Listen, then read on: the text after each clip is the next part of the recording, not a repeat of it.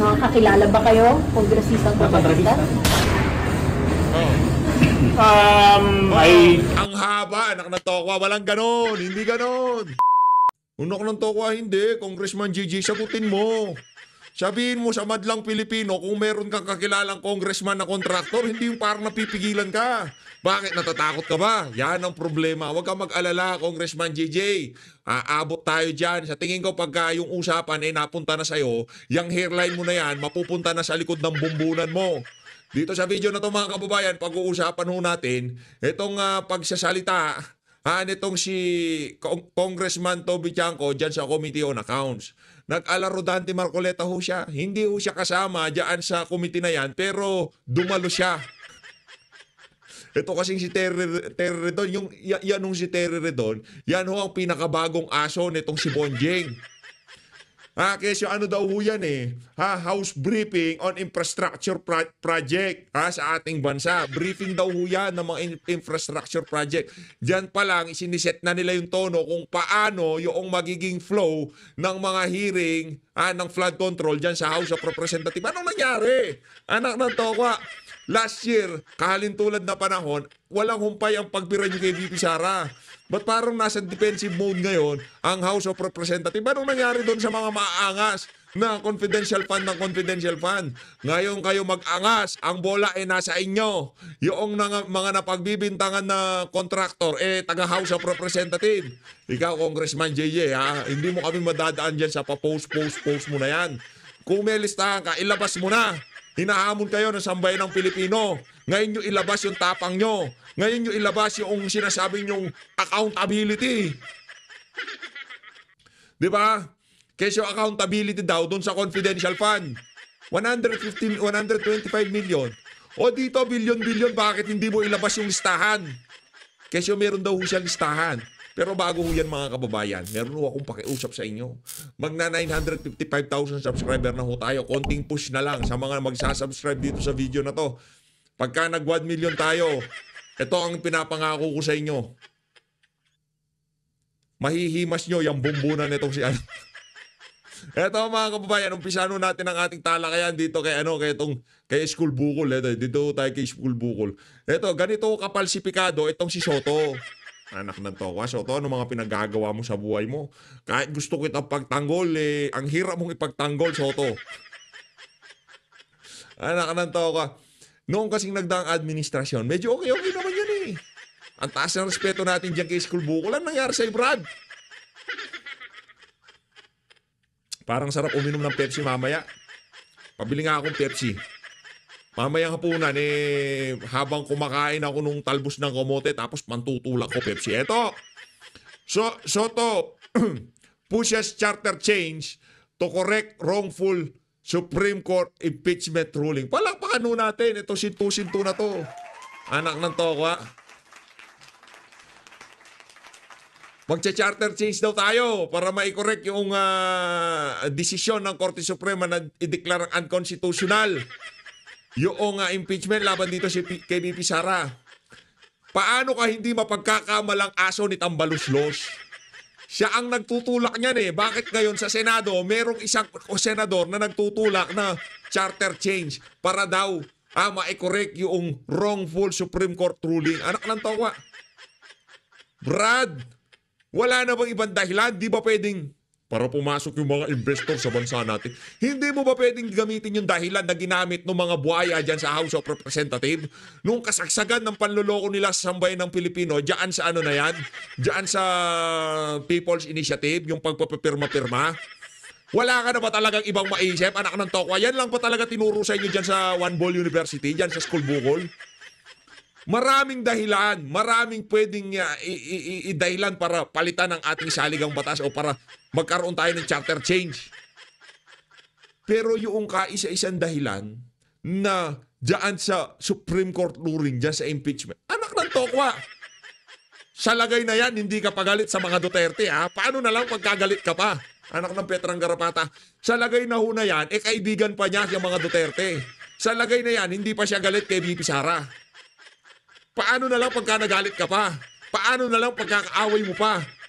Anak ng Petrang Garapata, wala na ho ba talagang ibang dahilan na Senator Hindi ba pwedeng, dahil sa pagkakabalangkas ng ating saligang batas, di tayo umuunlad sa loob ng mahigit 30 taon. Paguhin na natin to. Hindi ba pwedeng ganon? Hindi ba pwedeng ganon? Impeachment lang talaga. Langya ka, Brad. Matulog ka na lang. Punta ka ng Bulaga, magpatawa ka doon. Sa lahat ng nabasa ko ngayong araw na to, dito ako pinaka natawa. Dito kay... Anak ng toko. Umayos ka, Brad, ha? Dito tayo kay JJ Suarez. JJ, banat ka, JJ. Kakilala ba kayo, kongresistang kontrabista? O ulitin natin. Baka hindi na narinig na lahat. May kakilala ba kayong kongresista na kontratista? Anak ng toko, ang ganda, no? Magka-rhyme. Kongresista na kontratista. Ito, game. May mga kakilala ba kayo, kongresistang kontrabista? Ang haba, anak ng tokwa, walang ganon, hindi ganon. Pagka ganon ang body language ng isang ini-interview, dalawang bagay lang yan. Nagsisinungaling ka o nagsisinungaling ka. Nagsisinungaling ka o may pinagtatakpan ka. Dalawang bagay lang yan eh. Di ba? Pagka ikaw tinanong, yung nagtanong sa'yo, sabay lingon mo ng ganon, ibig sabihin, hindi mo kayang harapin, hindi mo makita mata sa mata yung nagtanong sa'yo dahil yung sasagot mo, panigurado. Taliwas yan sa nakikita ng ating mga kababayan sa ginagawa mo. Langya kang bumbunan ka. Sigurado ako pag napunta na sa'yo usapan, yung hairline mo na yan, mapupunta na dito sa batok mo. Langya ka. Isa ito sa mga siga eh. Accountability. Mary Grace Piatos. Magpaliwanag ka, Sarah. Di ba? Ngayon, tinatanong ka, Brad. Kung meron ka bang kilalang kongresista na kontratista, sarap pakinggan ng tanong eh, okay? May mga kakilala ba kayo, kongresistang kontrabista? Nako, hindi nakatingin yung mata niya, sabi, nak ng tekwa, yari ako dito. Mama, asa ka na mama? Tulungan mo ako. Sabay tingin sa taas ni bumbunan eh, I think I do have a list of my own. I think I do have a list of my own. Sino ba kasama sa listahan mo? Kundi rin naman kasama yung mga nakapaligid kay Bonjing. Brad! Ang Diyos ng tadhana ay nanunood sa mga pinaggagawa niyong kababuyan ng nagdaang kongreso. Hindi pa yan. Brad, baka akala mo yan na yung time of reckoning. Hindi pa yung tinutukoy ni Tatay Digong. Hindi pa to. Hindi, huwag natin ikantahin yung can we skip to the good part? Hindi! Hindi yun. Nakananto ko. Hindi natin pwedeng gawin yun. Sa 2028 pa. Yaan, preparasyon lamang. Kumbaga, hinahanda natin yung daanan. Kumbaga, dito pa lang, dahil wala na kayong lusot. List mo ng names of kontratistang mga kongresista. Ay, di sa tamang panahon. Sa tamang panahon. Di sa tamang panahon. Di ikaw na. Di sa tamang panahon. Susumbong kita kay Congressman Toby Chango, lang yaka bumbunan ha. Kong Toby, eto tatanong ko kay Kong Toby. Kong Toby, meron bang sabit itong si bumbunan? Meron ba itong sabit? Lang yaka bumbunan ka, yari ka dito. Eto na si Congressman Toby Chango.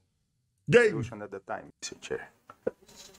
I think it's a briefing. Yes, it's a briefing. But, Mr. Chair, I just want to clarify if this is the proper jurisdiction, no? Because if we will read our rules, Mr. Chair, public accounts, no? Committee on Public Accounts. First of all, I want to make it clear that we want the truth. And being scrutinized here, we are also included, kasama tayo sa tinitingnan dito. Dahil wala namang magiging kalokohan dito kung hindi napondohan. At yung budget nang galing sa Kongreso. Nako! Yari tayo dyan! Shoutout kay Bumbunan. So, Mr. Chair, gusto ko lang siguraduhin na talagang sinusunod natin ng stricto ang ating rules para walang question na meron tayong kino-cover up o ano, no? Ang nakasulat po kasi sa ating rules, ang Committee on Public Accounts, all matters directly and principally relating to the examination and scrutiny of audit reports on the performance of all government agencies to determine their adherence to or compliance with the plans and programs authorized through appropriations approved by the legislature.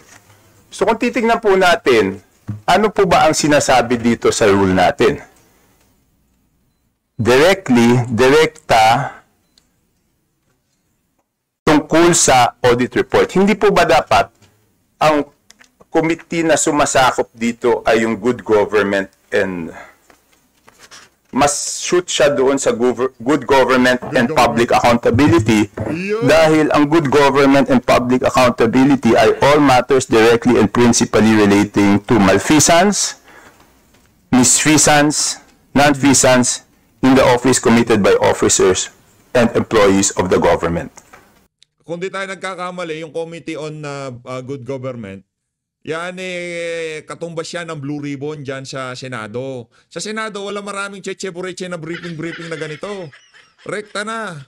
Diyan sa diyan sa Blue Ribbon, yung mga flood control na yan, yung mga infrastructure na yan. Pero dito, ang dami ho nilang kaartihan kasi nag-ano pa sila diyan sa Committee on Public Accounts. Anak na to, anong gagawin niyo diyan? Kesyo magbi-briefing daw sila. Anong briefing? Pambira, oo.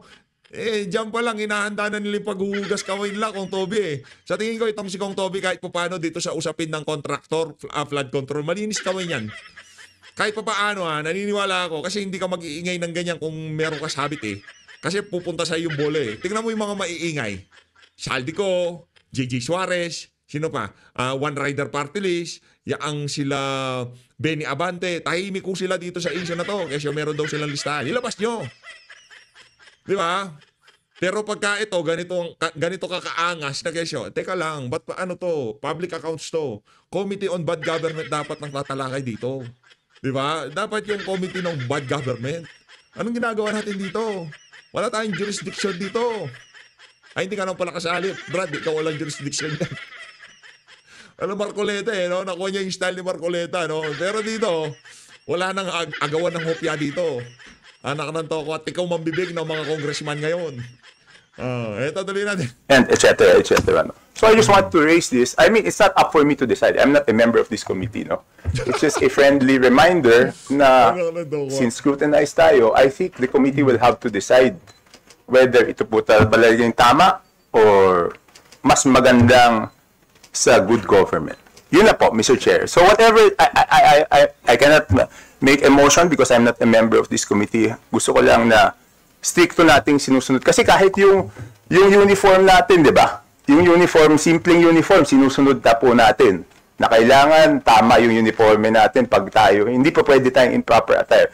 So gusto ko lang po siguraduhin na tama ang jurisdiction nitong committee na to para kung ano man lalabas na report dito, walang question dahil stricto po nating sinunod yung rules natin. So, next speaker, Speaker Toby Tiangco. Yan, palakpakan natin, Speaker Toby Tiangco. Yung iba tahimik dyan, nakikita na nila na palsipikado pinagagawa ng mga komite. Okay lang, kasi takot sila kay Tambay. Ang kailangan natin, yan si Joke, di ako bilib dyan.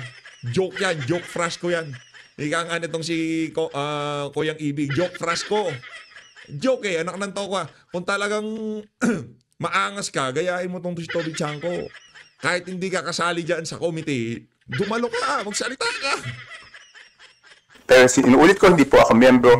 So it's up to the members of the committee to decide whether this is the proper jurisdiction or the proper jurisdiction is the Committee on Good Government and Public Health. Thank you, Mr. Chair. Yes, thank you, Congressman Tiangco. Well, we respect your views, no? But to be very clear, this is just a... Si Bonji. Anak ng tawa. Brad, alam niyo, mga kababayan, alam niyo ba ginawa nito nung panahon ni dating Pangulong Rodrigo Duterte? Bakit tinanggal tong mama na to? Gusto niyo bang malaman kung anong ginawa nito? Sa susunod na video na natin pag-usapan. Tinanggal, alam niyo kung bakit galit na galit yan supot na yan kay Tatay Digong? Siya mga Duterte. Sino ba kuya nung panahon ni Tatay Digong? Sino ba kusa sa kanyang pwesto? Dahil meron ho siyang ginawa. Sa tingin ko ngayong mga panahon na to, malaya niya nang gawin yung mga bagay na ginawa niya nung panahon ni Tatay Digong. Di ba, Brad? Di ba? Dati napagalitan ka, di ba? Tinanggal ka, sinibak ka, no? Ngayon, kahit gawin mo na yung ginawa mo nung panahon ni Tatay Digong, yung dahilan ng pagkakasibak mo, ngayon gawin mo yan. Pasyal lang ng pasyal, Brad. The briefing. This is not yet a hearing, and I think that's the reason why the chairperson of the Public Works Committee is also here, and the chairperson of Public Accounts is here, and this has been directed to us by, I think, by the Rules Committee po. So, The rules manifested on the floor that this be taken up by the Committee on Public Accounts. So was it manifested on the floor that this be, Mr. Chair, that this be taken up by the Committee on Public Accounts? I think we made the request to get a briefing from the DPWH. Comsec, was there a request to get a briefing, and was it approved?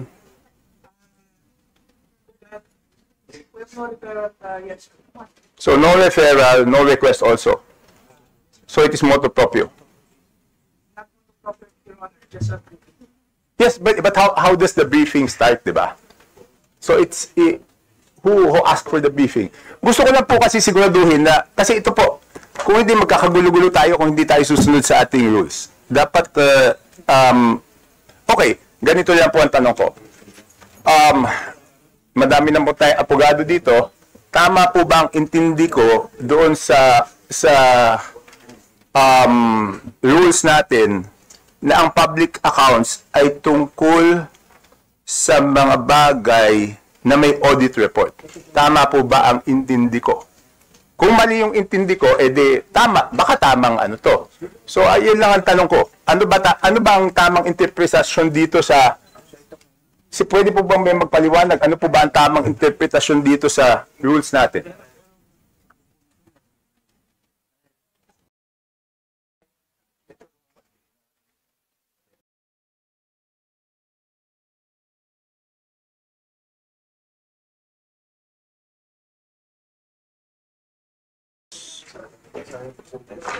Hindi. Wala po akong problema sa presentation. Gusto ko lang po, kasi I'm a sucker for rules. I admit. Kung ano yung patakaran natin, sundin natin. Kasi pag nagkaroon tayo ng exemption, may isang hindi sumunod. Lahat na may dahilan, lahat hindi sumunod eh. Correct. Pag isa hindi sumunod, lahat may dahilan na hindi sumunod. So ang sinasabi ko lang, gusto natin ng tama.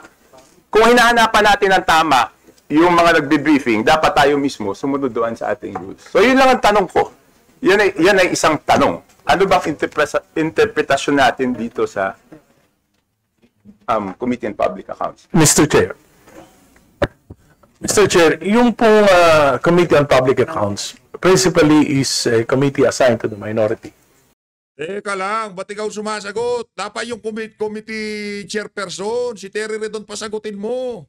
Wala kaming pakialam sa'yo. Si Terry Redon ang gusto naming marinig. Binigay sa kanya committee, pagtanggol niya yung ginagawa niya. I-justify niya yung kabalbalan na yan. Opo. And the minority would like to be very relevant on current issues. Okay. Hey, sino to? Si Edgar Arice, yung nagsasabing basura, problema. Waste management. Oh, basura ka, Brad. Kung hindi po nagpatawag ng meeting yung Committee on Good Government, kami po, inunahan na namin. Anyway, we will have a way of correcting it. After the reports, maybe we can call the COA. Bakit wala pa kayong mga audit reports dito sa bakit naunahan pa kayo ng ibang agencies, especially ng ating Pangulo? So, we're trying to be relevant. We want to hear from the different agencies. Then later on, we will be calling the Edgar. Commission on Audit. Hindi, pero Mr. Chair, pwede po ba tayong lumampas doon sa otoridad na isinasaad doon sa rules natin na dapat may audit report? Ibig ko sabihin, bakit ang tanong, bakit hindi nagpatawag kaya yung good government? Mr. Chair, anyway,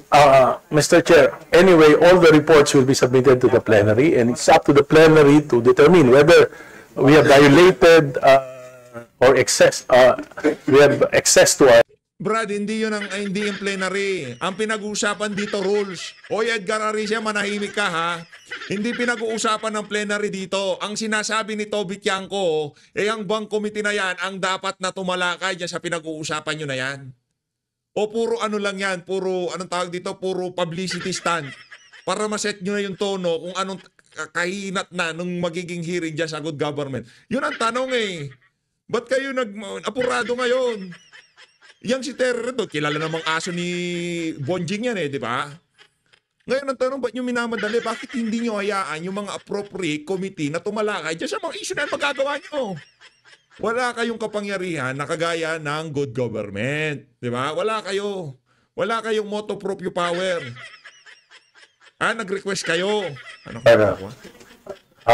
The authority of the committee. Yes, Mr. Chair, pero bakit pa tayo abot nun sa plenary? Ba't di lang po kayo... Anyway, sinasabi ko ito suggestion. As I said, the minority wants to be relevant, especially on this very controversial issue. Hindi, walang problema Walang problema. sa akin. So gusto ko lang liwanagin. Kung And the talagang- Committee on Public Accounts is, this is the term of the minority. Hindi, kaya nga. So ang ibig sabihin... Galawang sindikato. Anong terp? Anong terp? Teritoryo niyo yung public accounts? Hindi yan teritoryo na sambayan ng Pilipino? Anak na, si Arisa nagdudunong-dunungan na porket wala na dyan si Senator Dante Marcoleta. Nung nandiyan si Marcoleta, hindi ka naman makapalag. Nito, hindi na natin susundin itong bakit di na muna natin amyandahan yung rules natin para hindi kailangan magkaroon ng audit report? The proof of the pudding is in the eating, so we'll just have to wait for the committee report. Chairman Moa, please. Mr. Chairman, I think ang ginawa Puding. May nalalaman pang papuding-puding tong si Arisa. Nakanatoko.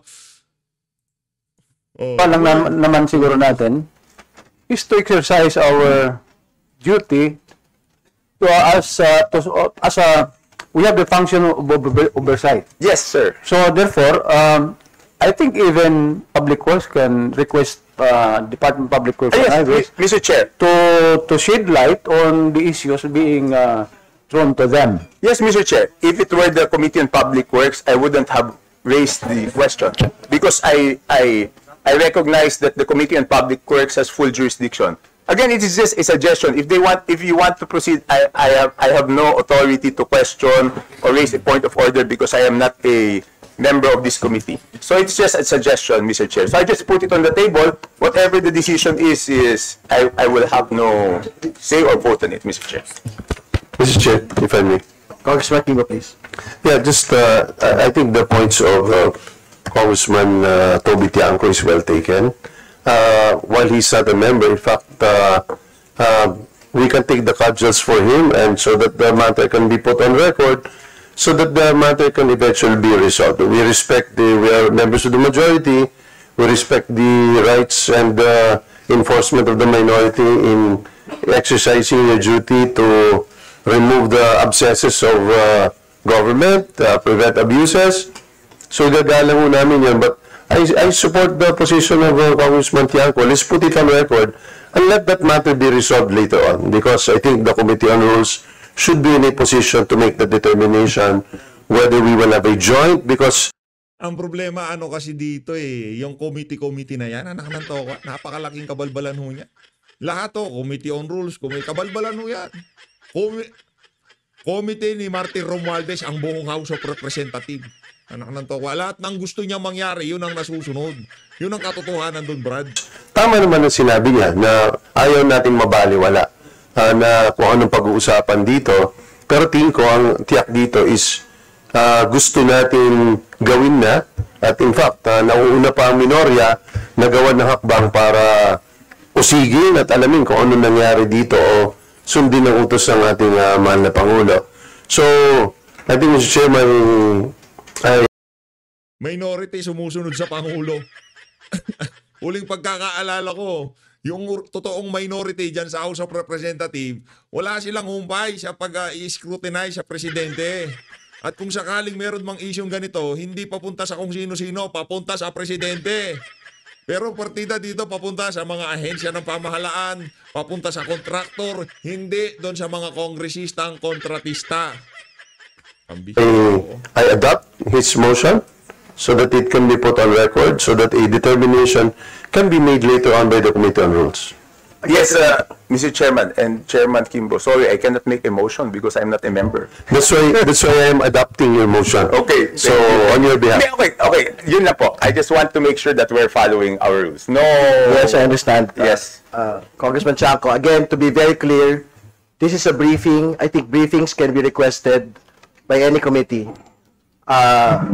When we go to proper hearings relating to what Congressman Chanco is talking about, I think there is a resolution that has been submitted to Bills and Index that there will be a tri-committee with the Public Works, Public Accounts, and Good Government to look into the anomalies po. That will therefore then be subjected to all of the rules that Congressman Chanco is requiring. No? But for now, this is just a briefing. There will be no interpellations, only questions to our invitees. I wish to weigh in. I'm not requiring it, Mr. Chair. I'm just suggesting, politely suggesting, Yes, that po. we look into the rules so that Rules. para lang maliwanag. Thank you, Mr. Chair. Thank you, Congressman Chanco. I just wish to weigh in very Congresswoman, briefly. I wish to weigh in on the issue at hand. Yes, if we go by a verb, Ako, ito na naman si Aling Saba. Sasali na naman sa usapan. Yan na nga ba sinasabi ko pag nakita ko na tong Ali na to, nangungunsumi na tayo. Baala ka nga dyan. Ayun na nga mga kababayan, dito na natatapusin ang ating reaction video. Bago ho yan mga kababayan, meron ho muna tayong papasadahan ng mabilisan. Ito, breaking news ito. Malupit ito mga kababayan. Ito. Parang, parang ganito na nanginginita natin sa mga susunod na panahon dito sa Pilipinas. Base ho dito, ex-First Lady ng South Korea, ikinulong dahil sa katiwalian, anak na to. Parang after 2028, ano naman, ex-First Lady, di ba?